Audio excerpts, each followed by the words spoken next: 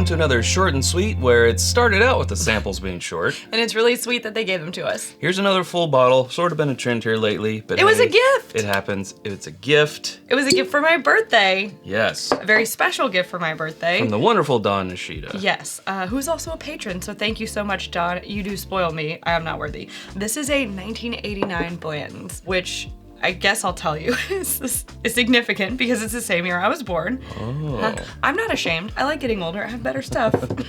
This is not the original cork. No, it fully disintegrated. The horse just popped right off. Yeah. And the cork was still in there. But it was so cool to see, one, that the 1989, they didn't have the letters here. They did not yet. And also just how, like, the patina was different on the horse. Yeah.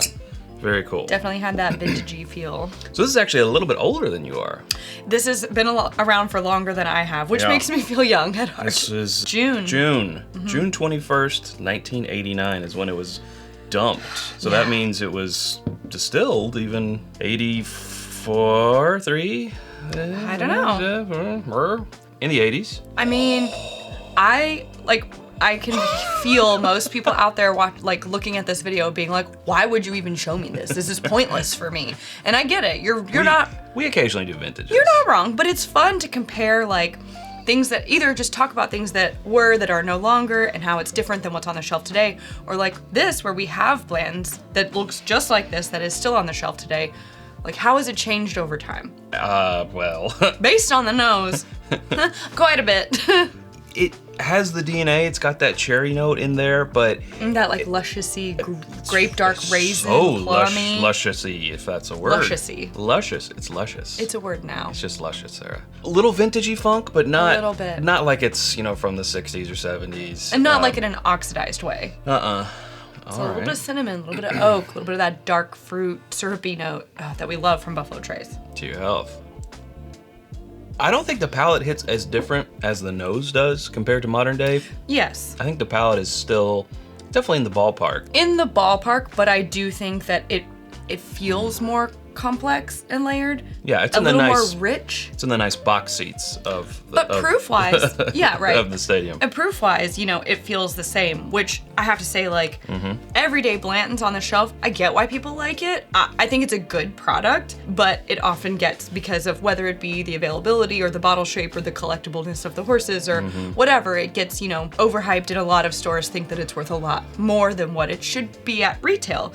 And that I'm not down with, but like this, it's like, man, if it tasted like this today, I would be like, I'm on board.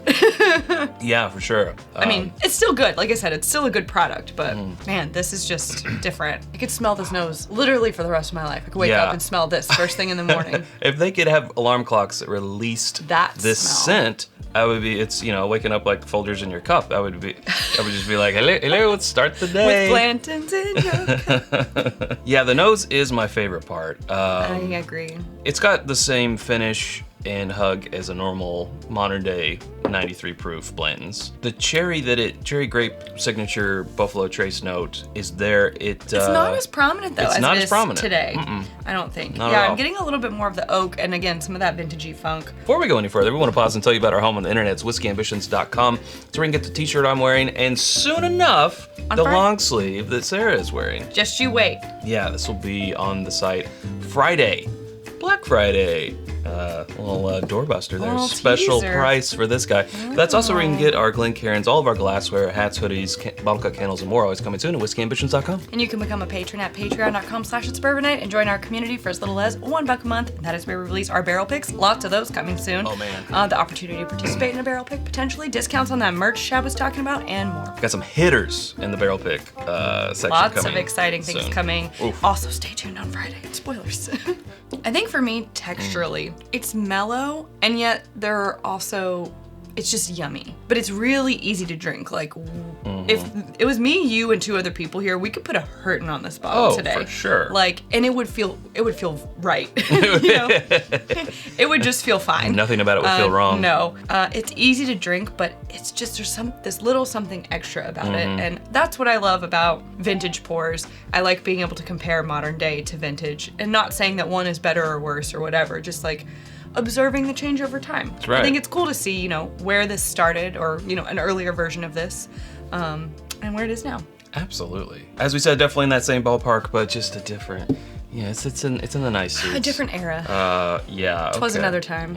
I'm really glad that we got to try this. It makes me happy. Yeah. Well, happy late birthday, Sarah. Thanks, Chad. It's pretty late, but you know, I'm just happy to have it. Oof. Yeah.